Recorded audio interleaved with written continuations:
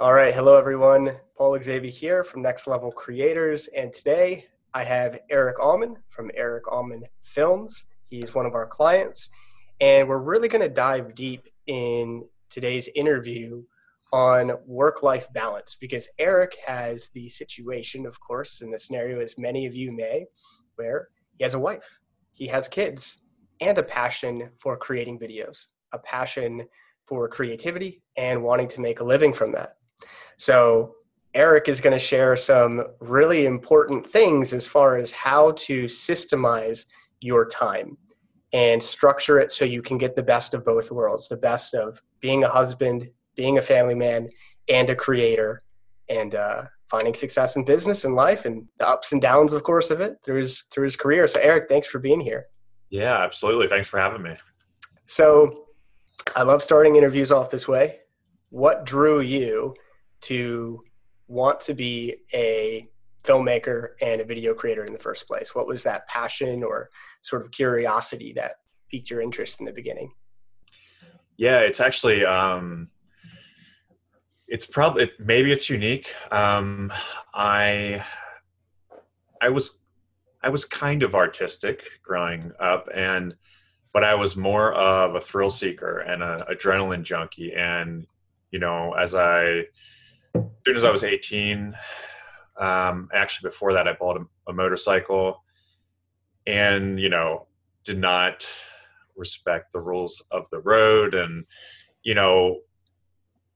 being an adrenaline junkie, got into like stunt bike riding. And, often we were in a parking lot doing it. And some guys and me kind of started a team, and we, to get sponsors, we had to make videos and take photos and stuff like that. And I was the tech savvy one who basically learned how to use Google before everybody else, all my friends.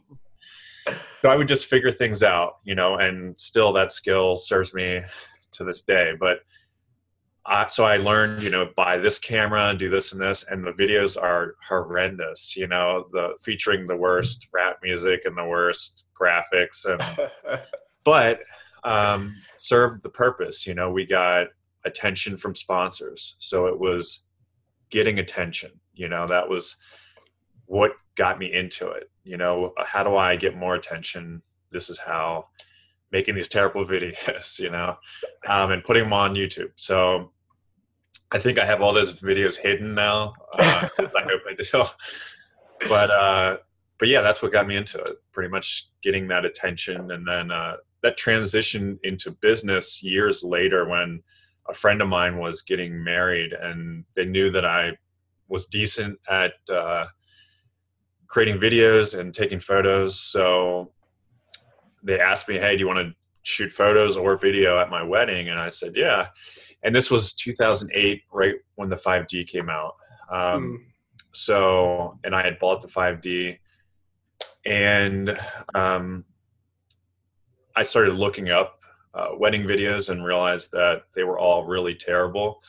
And I think there was a couple companies creating good ones. So I just copied what they were doing, and people really liked it and started paying me to do it. And that was I think in 2009, I quit my full-time job and went full-time into video. So it's my decade in the business. Wow. Yeah. 10 full years now. And so that's an entrepreneurial leap.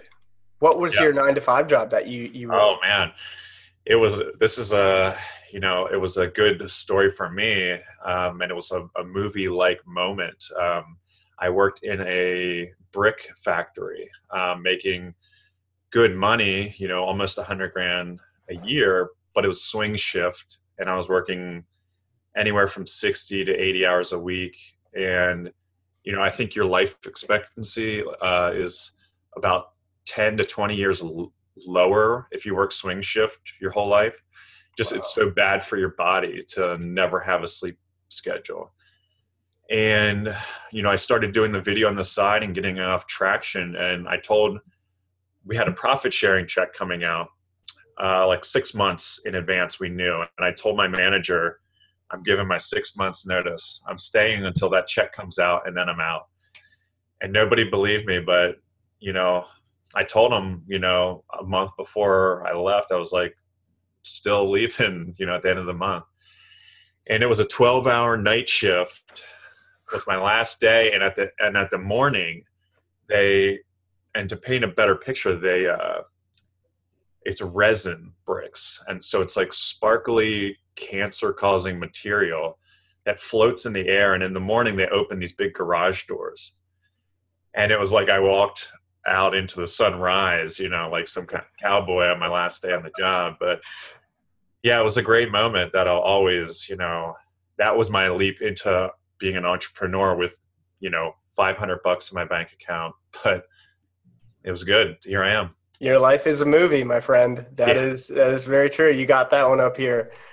And so with that, of course, you're making that big leap, and it's all wedding films at the time. It's 2010, 2008 in that. Yeah. 2008.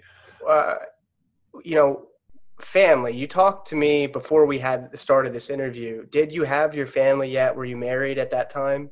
No. So you were, and again, this is important because for Yeah. those of you who are in that stage, it's okay to take those big risks when you don't have a family. Yeah. Of course, so you didn't have a family at that time. And so how did things progress for your career as a filmmaker between 2010 and, of course, where we are now in 2018? So the next few years were a lot of wedding films, some random commercial jobs, some random big opportunities, but I had no clue how to market myself and really never did. So a lot of wedding films. And then as we got a couple commercial opportunities and I started thinking, oh, this is where I'm going and I can just drop the weddings, so I started to do that, and that was a big mistake because I wasn't marketing myself properly and everything was just luck, coming to me. And then I think around 2013, towards the end of that, I did a short film. It was featuring like a ballerina and a crump dancer, a break dancer. And my wife was the makeup artist. And that's how we met. And, we met on that job. But at the time, I was so hyper focused on what I was doing that day. I saw her and I was like, oh, you must be our ballerina. And she's like, no. That's a great line. Yeah. I love it. Yeah. I like to think I was planting the seed, but maybe not. So maybe a month later, right before we released the film, like she really kind of came back into my awareness, and I reached out to her and was like, hey, do you want a sneak preview of the film? Like, she really cared, she's a makeup artist. Maybe she did. And she's like, yeah. And then I just started talking to her and didn't tell her anything about the film, I think, after that. and I asked her out, like we were back in high school, and it was quite a good love story in the beginning. And so we fell deeply in love right away, and I left like the next month to shoot a documentary in Arizona and Thailand for like 5 months. So our relationship was all through Skype and things like that for quite a while I was doing this documentary. And I thought that things were just going to blow up because we're doing a feature documentary. Again, terrible, decision.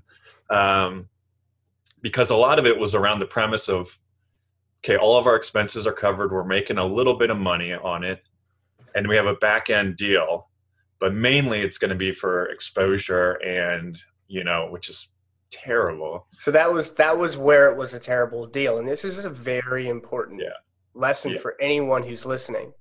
What was your mindset going into that deal?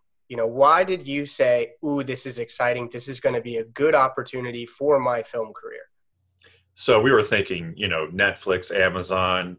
Yep. There was a lot of talk about distribution, and we had a back end deal on it where we could really make money if it was going to happen.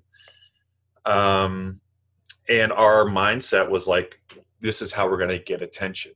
it's doing this. So, we shot the documentary, and long story short, the owner of this golf performance center, which is the company who hired us to do the documentary, they are still sitting on the documentary. And, because one of their 4 people is like ranked, top 100 in the world, at one point was ranked higher than Tiger Woods. So he's thinking, he's gambling with it. If this footage is going to be worth something if he ends up being something. But that doesn't help us, and never did. So, yeah, that didn't work out too well for us. But long story short, come back finally. Shortly, maybe the next winter, propose, have a baby, have another baby. So now I have 3 girls and my wife, and so yeah, that was jumping around a little bit. I think maybe off of your question, but that's how I got to here, and that was just swift action. We talk about it in business, but I knew that I wanted to be with this woman. I knew I wanted to have babies with her, and we just did all that. And it was great, and it is great. That's beautiful, and that's great. Honestly, it's one of the I found that having a spouse who actually supports you and your dream and understands the aspects of creativity and the need for it, in a sense, in your life, is one of the most influential and powerful things for you to be successful doing what you love. Having that cheerleader and that person who's there, even when things aren't going well and you're both kind of at neck and neck about things sometimes, which happens, it's still great to have someone in your corner at the end of the day who knows that together you can get through it. So I'm really happy that you have that, of course, and that you have even more joy than that with your children. So that's great. And so at this point, what year is this? 2016, 2000? Well, we got married in 2014. Okay. I think. Yes. And no, 2015. Yeah. And your career is you're getting back from the documentary, and how are you making a living as a creative at this point through to 2018? Filmmaking. So we started coming back, we rallied. It took a lot of effort and time away to shoot the documentary from all of our connections. So we had to just start over. And the way we kind of got back going was I started reaching out to ad agencies and started doing, the littlest tiny videos for them, and then gaining traction there. So like a lot of videographers and filmmakers, we would do stuff directly with brands and then do stuff directly with ad agencies. So for a while it was a 50-50 mix, and that really led to doing bigger and bigger jobs up until, I guess, a year ago or so. Yeah, about a year ago. And so you're working with these ad agencies, and you said "we" a few times. Yeah. Is "we" you and your partner? Do you have a partner? Yeah. So I did. My brother was my partner, and okay. When I started the company, we started it, and there's challenges there, and the biggest challenge and the thing that ended up being the reason I decided to leave the production company was just 2 different lives, and having a partner in a business, you're really married to them. It's another marriage almost. And yet I was trying to build my own marriage and family, and I needed my business to support that. And that's a big piece for me is, my family comes first and my business has to support that. And I know that's different for some people. But for me, that's the case. And when my business stopped serving me and my family, I realized that the only way I could make it do that wasn't to force my hand in my partnership with my brother. It was to start over, and to let him do what was going to work for him, and for me to rebuild, Yeah. basically. And so, I mean, again, another leap of faith. And this time you are taking a leap of faith on yourself as a creative to find that entrepreneurial spirit and make it. And you have two beautiful girls, a wife at this point. So there's definitely, and you're leaving even if it wasn't enough to support your family, or maybe it was hours. I'm not sure what was the issue there, whether it was finances or time. Probably both. Yeah, yeah, Then it's like, well, even leaving something is giving up. You're making an empowered decision that you're going to do something different. yeah. And so at this point, where did you go next? Where did you go to start making money as a shooting videos? What was that next step? Well, the next step wasn't pretty. It wasn't pretty. In fact, it was probably, I would say, my lowest point in my life up until then. And it was why I put off the decision to leave for so long. I've, got lots of insights into, hey, this is probably what I should do. This is probably what I should do. But I knew it was complicated because I had not only a partner, but an investor. So that came with operating agreements, non-competes. Yep. So to get out of my partnership and out of the organization, I had to leave with nothing. And also, not only that, but I couldn't touch any of the leads or clients we had. So no network, nothing. Do you have the equipment? No nothing. Equipment, no network, a family, and a dream. So what I did was went back to working construction, and I also picked up a job as a server. Like any skills that I had that I could hustle, that weren't entry level, I did. And I was working 7 days a week, some days, work going from construction into being a server at a French restaurant, like doing just such a gamut of things to make ends meet, and still not quite making it. And then coming into last December, so about a year ago, I did get a couple little gigs here and there but I would then have to rent all the gear. So it's like I would get a, $3,000 quick job, but I would have to spend $500 of that money to rent the gear to shoot it, Yeah. So it wasn't very sustainable. So I was like, I got to find something here. And I started looking for wedding opportunities.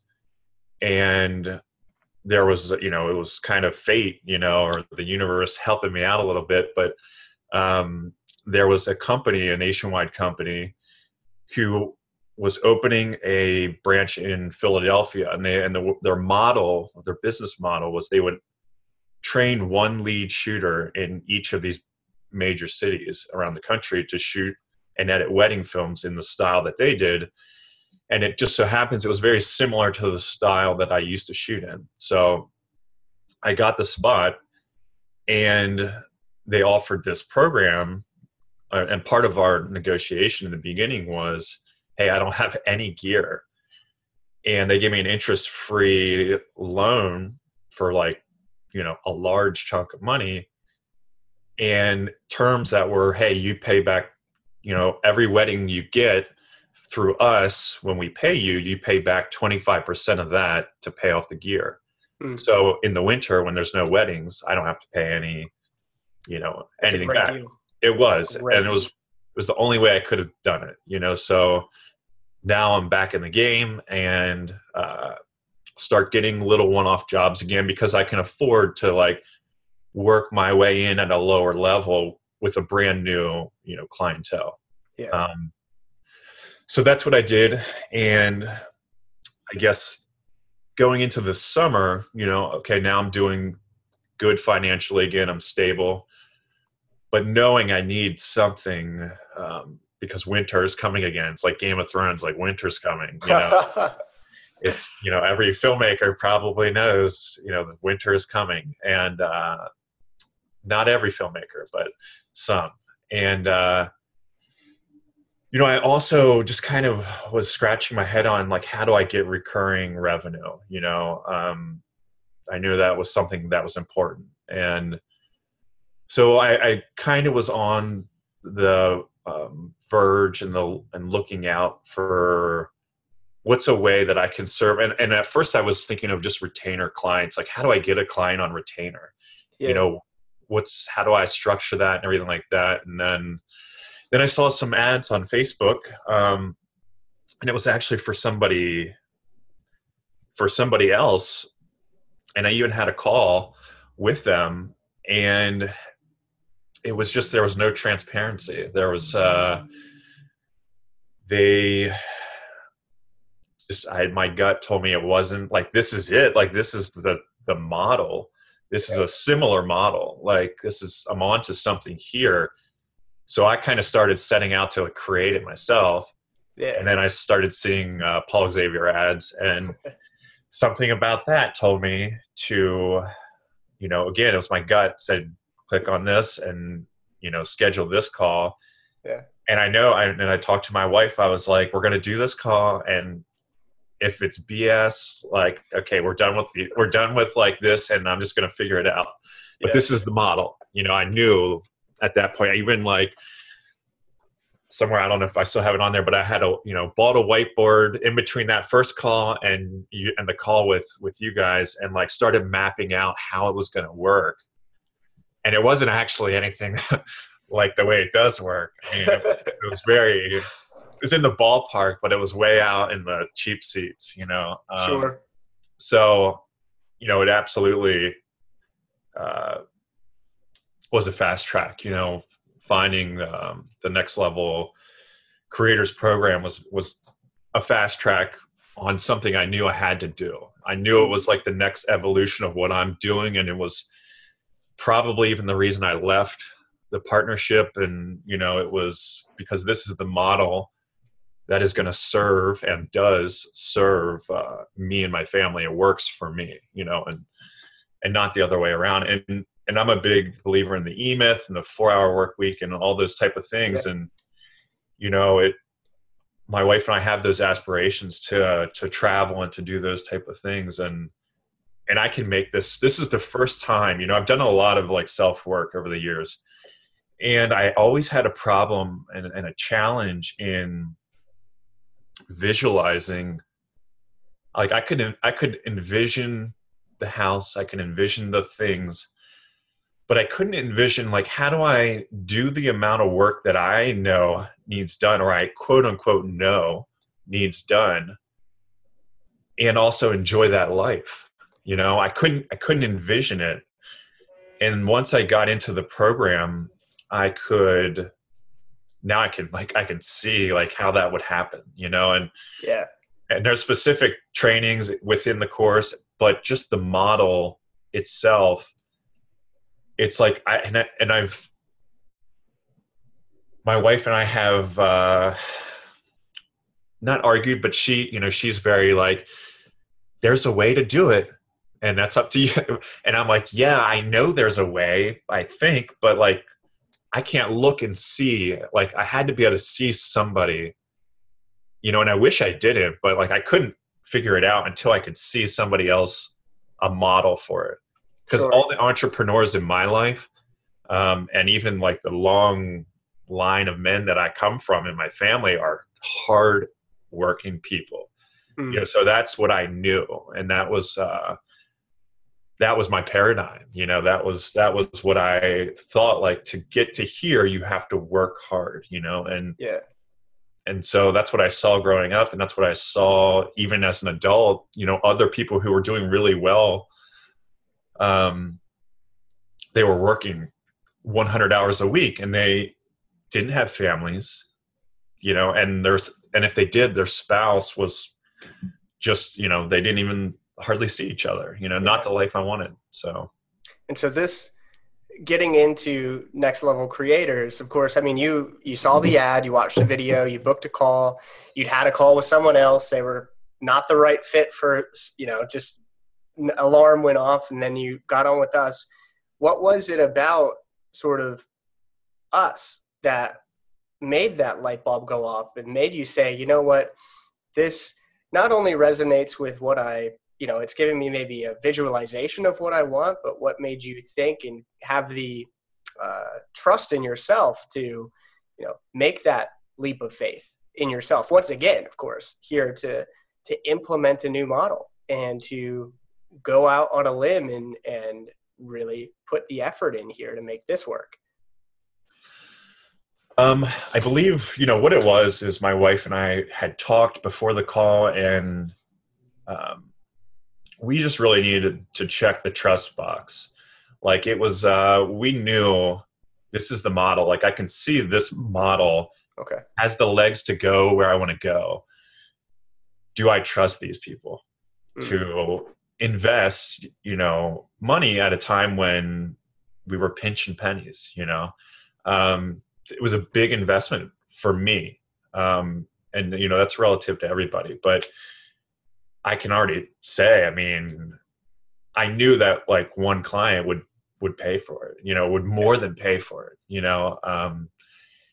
and after being in the course, even if I didn't get any clients directly from the course, the value of just even like some of the processes in life and in business, it's some of it's business 101 is just supercharged, some of the sales stuff that I bought some sales courses in the past, and it was just something in me was like, I hate this. Yes. I hate the way they're teaching me this, and I can't do it. And I have a block. There's a block that I don't know why it's there, but it was not like that in the course though. And, and it's still not. I refer back to it, all the time. So it's great.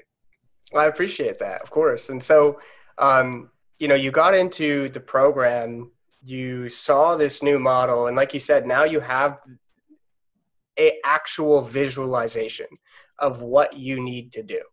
And so at that point, you're in there, you've been working project to project for some 9.5 years.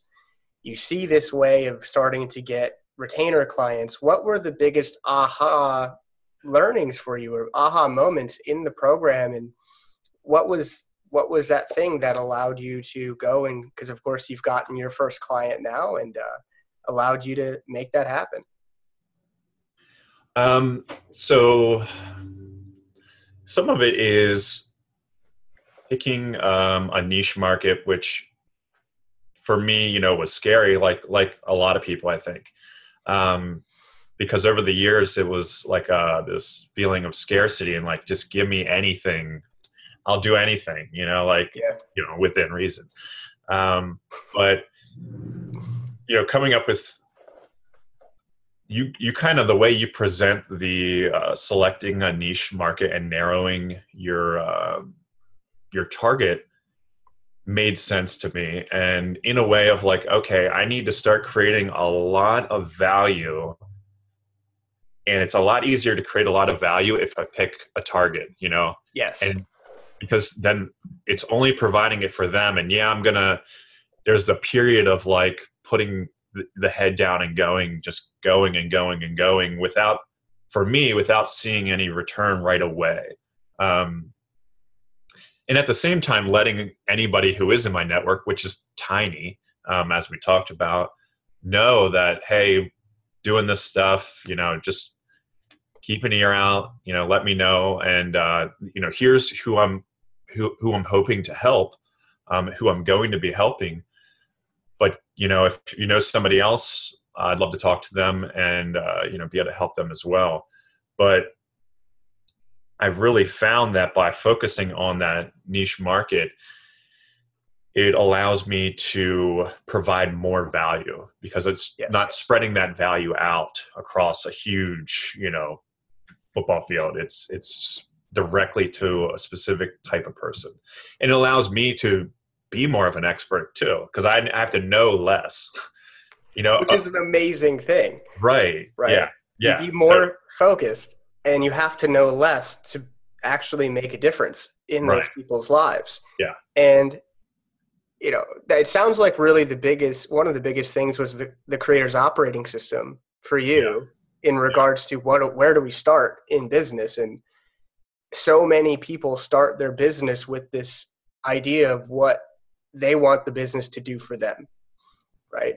Yeah. Whereas the creator's operating system, what we do is we take the approach of, well, how do we make it as simple as possible for you to create value for others?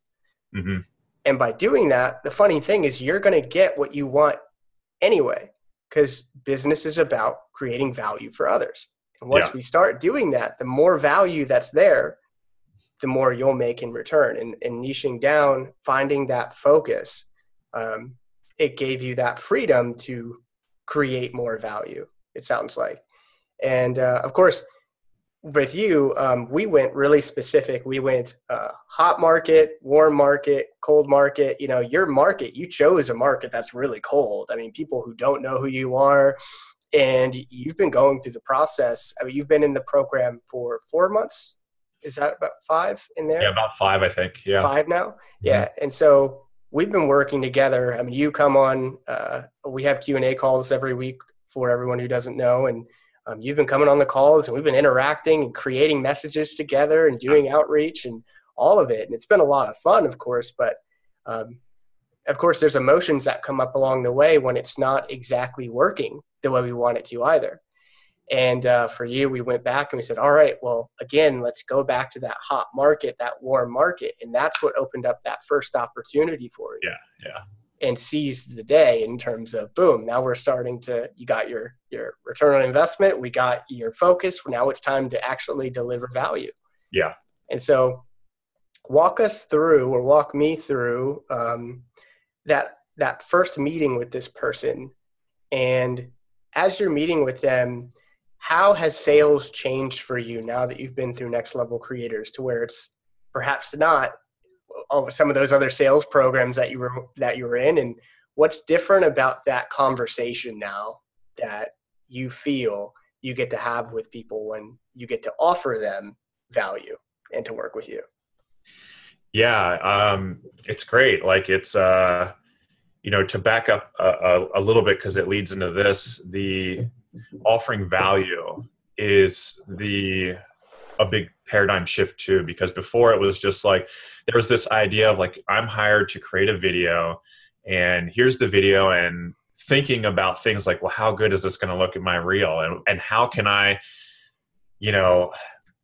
move things around in the budget? It was a lot of, without realizing it, it was a lot of being out of integrity, really with serving a client. And that wasn't my intention, and I didn't realize I was even doing that. But now looking back, knowing what I know now, making some of those same decisions, I would not feel good about, so now in this system, it's a framework for offering value that I don't have to sell somebody on it because I believe it. I know that it's true. And now I'm responsible for the results, and so it's no longer that thought that comes up, that used to come up of, all right, well, if this is what you really want, here you go. Like I'm Yeah. sure everybody can relate to that. And now it's no, like, let me explain to you why this isn't the right thing, because I need to give you good results. I'm a competitive person, so I want to give you good results. And let's talk about this, and let me understand better where you're coming from. So there's a dialogue that it's no longer just shutting down, and being like, here, yeah, you asked for it, there you go. It's now owning the results. Mm. So even going into a sales meeting, understanding that that's what we're doing is a just mindset shift, So with this client in particular, they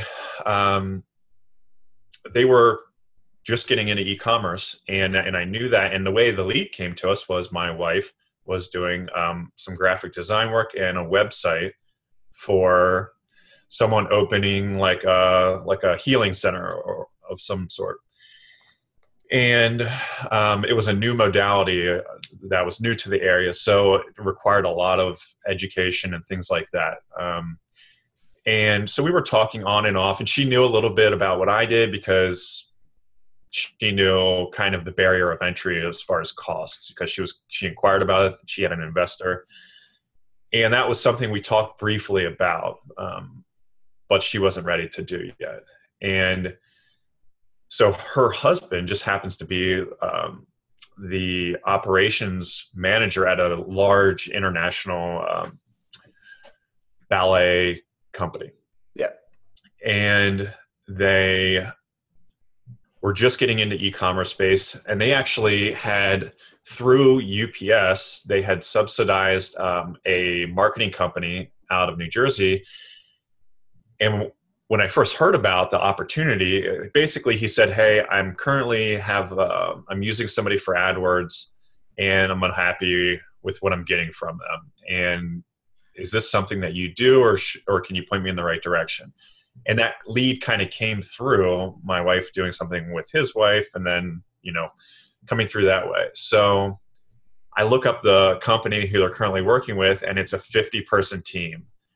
And like, they just are this monster sized company.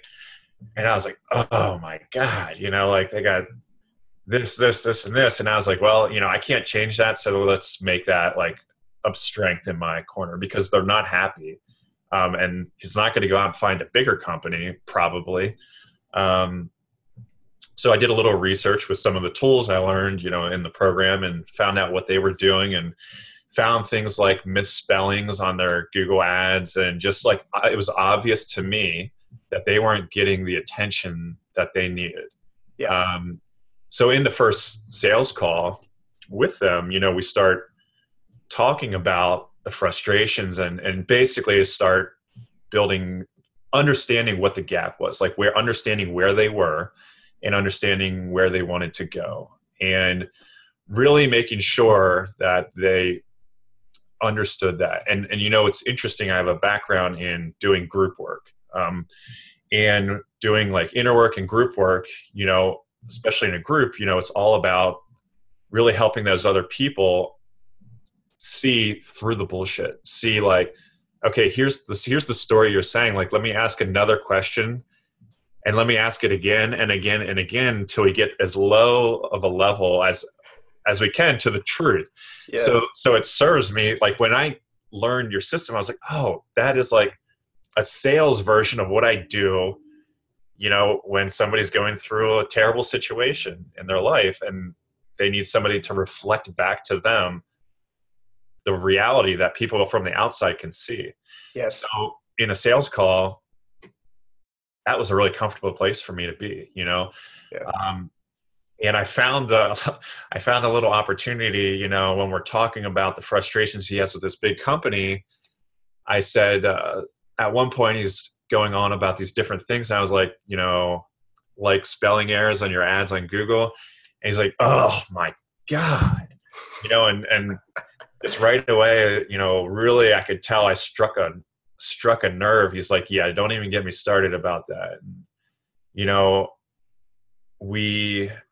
so the call went well. And even though I thought that he had decision-making power, what we discussed, and I think he did up until a certain point, but it was a great conversation, because he's operations. So he's a very logical guy. And we start talking numbers, and I'm asking him, about his goals and things.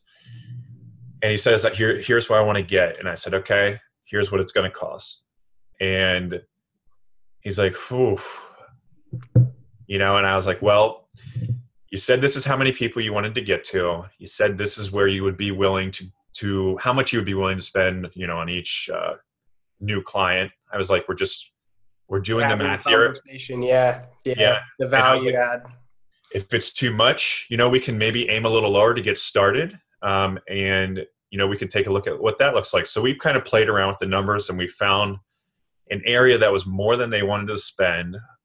But because it's such a logical, like, you're not promising BS, you can explain, like, here's where these numbers are coming from. Yes. And that's all I did. He was a logical guy, and he needed to understand that. And he's like, okay, so he talks to the ownership. And then I go in for a follow-up meeting and basically just uh, kind of walk through it again a little bit, but they didn't really even need to hear it again. Like they just needed to hear a couple good ideas, like Yeah. it was kind of like me going into that next level creator call. It was like, I just need to like trust you and then I'm good. So when I came in and like one said, hey, let's stop selling on a different URL and sell as your international brand, and just made them realize like why that was so important.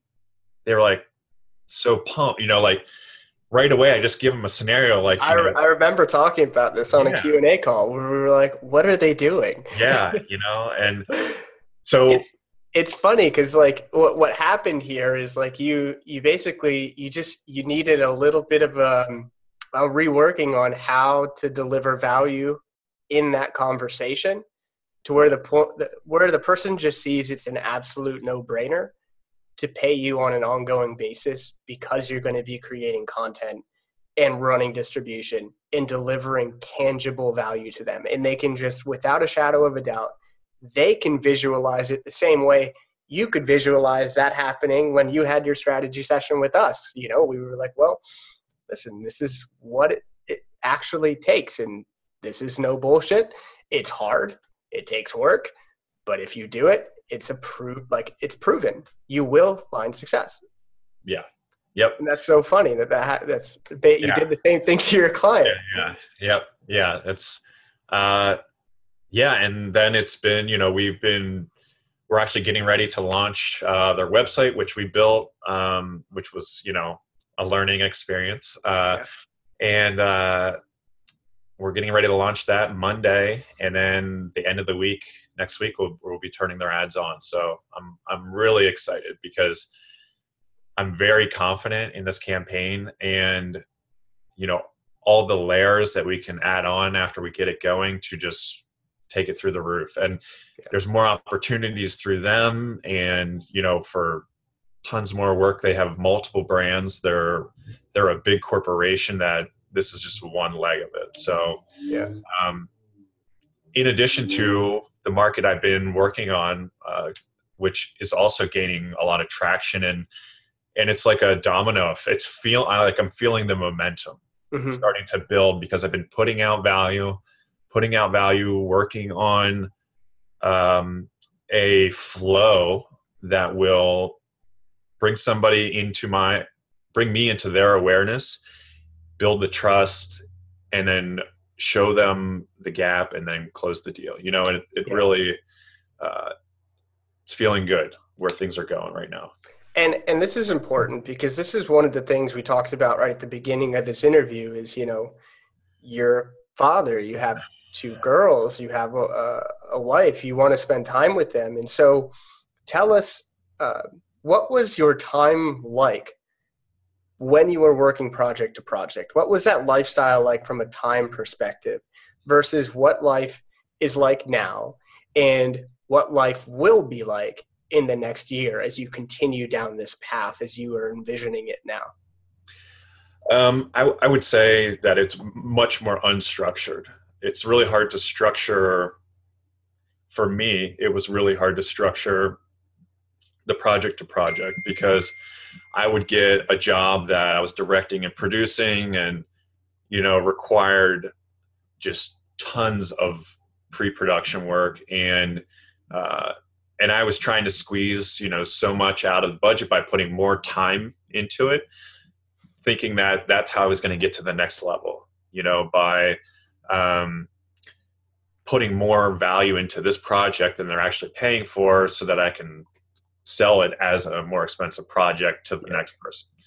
And so I remember, working on my laptop in bed next to my wife, next to, our two youngest ones, because we have a side card bed for our two.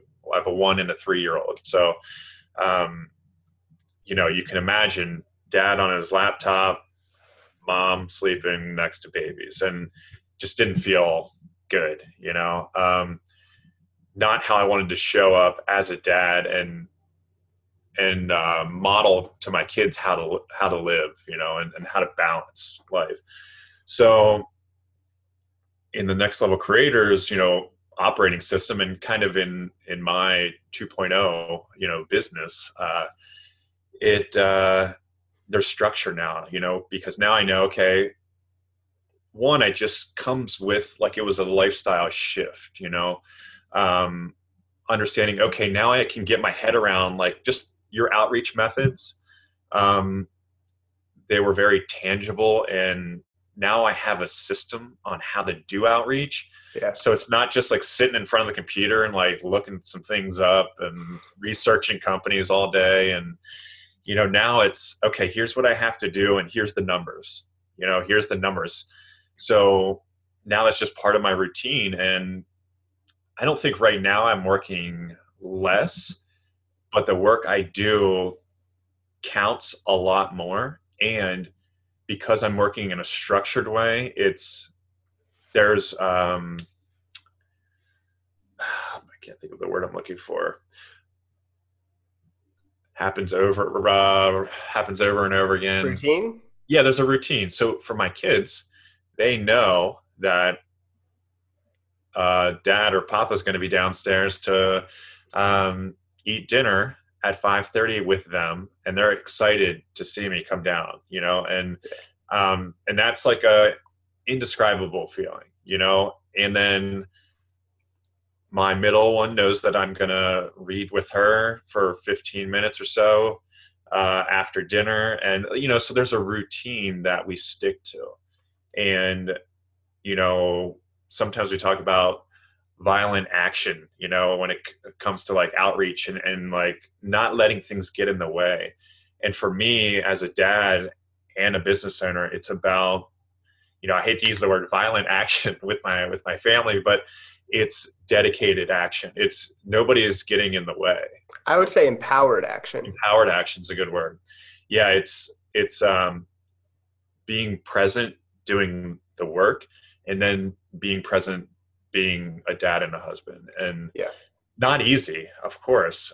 But it's, the logistics are there, and I understand now what I have to do. And even though I'm like super pumped about automations and delivering value and marketing, and because now I like have this tangible path that feels good to me, I turn it off at the end of the day, and then enjoy being a father and a husband, too, which is the most important, Yeah, and it's difficult to do that when you don't know if you're going to get another project. Yeah. And you don't have a system to rely on that you can trust, I will be able to get another client if I keep doing this. Right. Most of us are just, when we don't have, you have the language of I'm good at the camera. I'm good at the creative. I'm good at this. I don't understand this language of business. I don't understand this. How do I get clients predictably? And the moment you combine those two skill sets, the way we always say it is you have one tool belt for all of your creative skills. As soon as we add that second pouch on the tool belt for business skills, you become massively, massively more effective. And you gain a whole new level of freedom, which is one of the greatest things about it. And so with that, where do you see yourself taking this? Do you want to, of course, one of the beautiful things about commercial campaigns is the fact that you get leverage. Getting a client doesn't mean working 40 hours a week for that client. It means leveraging automation and leveraging technology, video, distribution to achieve a result for your client, right? That is hugely, hugely valuable. Yeah. So where do you see yourself going with that, and how is that going to impact the time that you're investing in your business over the next year? Well, I'm already thinking about the systems, and, being a big believer and really resonating with the E-Myth type of philosophies, which this program also, that must have been a seed somewhere for you. I've actually never read it. Oh man, so good. And it's a lot of what you put out there is, the whole thing is like based on the success of a franchise prototype, that like the E-Myth philosophy. And so it's all about systems, not the people, and creating value based on systems. So for anybody who even wants to build a business worth selling, doing something on the systems is what you have to do. But for me, the systems mean more freedom in my life, and just everything that I've read and resonated with has been about that. And this system resonated with me because I could picture, how to systemize what I'm doing, and only being the human touch point being where it's most valuable, so Mhm. where I show up in the process is only at the most valuable parts. It's not in the data entry. It's not in, the outreach. In the planning of it is, but not in the execution, because there's automation and there's outsourcing and things like that. So over the next year, that's what I see happening, is bringing on more clients and getting it to maybe 3 or 4 clients that I'm personally responsible for, and building out my systems based on those 3 or 4 clients, and then turning things on and starting to really hone in and refine and optimize and iterate and optimize, Mhm. um, and just building the life that I want to have, really. Yeah. Yeah, and it's good to know that you have the not just the vision for it, not just the this is where I want to be, but you have that visualization of what those key components are through the process to get there, right? When you can start to see, all right, well, now this is how we do marketing predictably, and here's the automation I can put behind that, and here's how I can create videos for myself Yeah. that are not just a highlight reel I put on my website, no one watches, or 1,000 people watch and then no one buys, or Right. one person buys, but a way for me to actually create videos for myself and do this type of distribution, this type of outreach on an ongoing basis, and get more clients consistently. Like that feeling, I remember when I first figured it out, it changed everything for me. It's a really amazing moment in a pivot point for you. And of course, there's a lot of work that goes into making that system work. The whole there are a few things that the 4-hour work week. I love the book, but there's a few Yeah. things where it's like, well, There's guys, some irony. you have to remember anytime you put a system into place, systems by nature are somewhat complex, and for a system to work, it's going to require an operator in many cases, especially in business. It can be a very simple system that's very effective and, as you said, business 101 in a sense. But the moment we start adding a little bit of automation, a little bit of complexity, it does take an operator to work that. It's just making sure that we have the right inputs and outputs happening within that system to where, hey, I only input 20 minutes a day, or an hour a week, and the output from that system Mhm. is, amplified and magnified, multiplied by a lot. And that's what we're always looking for, is those leverage points for your creative business. And so Yeah. that's awesome. And Eric, I appreciate you sharing your story so much with us here. As far as time, I don't have kids, so it's good to see where you're visualizing yourself taking it. And the beauty is, for other people who are just like you, they can do the same thing, Yeah. right? They can focus on systemizing things. They can focus on finding those levers in business and through their skill set. And I encourage everyone to do that who is listening to this. And as far as next level creators goes, if you find, or if you were to talk to yourself or someone who may be in the same situation you were just a few months ago before you joined, would you recommend next level creators, and why? Yeah, I would say I would recommend it to somebody who's ready to trust themselves and jump in. Um, Somebody who is ready to work on implementing the systems, And I would do that because it's a holistic system. It's not a little piece where you're going to need 3 other courses and memberships to build your own system. It is something that requires you to trust fall into it, to really jump in with both feet, because if you jump in with one foot, it's not going to work for you, and it might work for you, but most things require 2 feet. You got to get in the pool with both feet.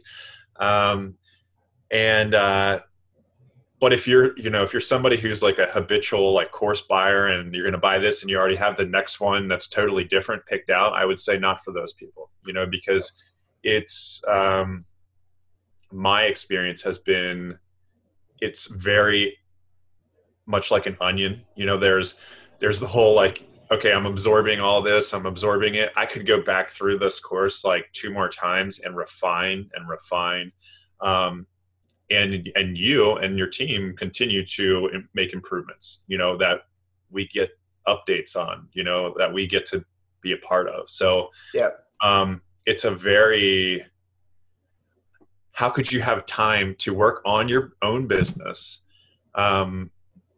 learning about, continuing to learn from the Next Level Creators business and the community, which is huge and really valuable, and do something else. It sounds to me like a recipe for failure, trying to do too many. And I have talked to some people who were like, I just bought this course and this course. Is it as good as that one? And, I'm like, well, I don't know. I bought this course and I'm doing this course, Yeah. I'm not already thinking about, .com or this or that, or something else. So long-winded answer, but that's it. And I appreciate it. It's a good answer because you kind of alluded to exactly who we only want. I always say this, we're so fortunate because, we get so many people reach out to us every week, which is a blessing, right? For us here at Next Level Creators. And our process is more a selection process. Are you really someone who's going to do the work? And as long as we stay true to that, we are in a beautiful place because we get other students just like you who aren't looking for the next fad. They're not looking for the next, random, this is how to get rich quick kind of thing, but actually real valuable business knowledge that you can iterate over and over and over again. And my whole philosophy is, I love to practice what I preach, and I want long-term relationships where my clients become my friends and I grow by growing them. Yeah. That's our whole philosophy. And that's exactly what we're doing with everyone in Next Level Creators, constantly updating the program and working with people through whatever challenge they're facing. So there's no doubt in my mind you will face more challenges, Eric. And there's no doubt in my mind that every single week I'll be in that Q&A call and you'll be there too. Yep. So I can't wait for the next one. Cool. Me too.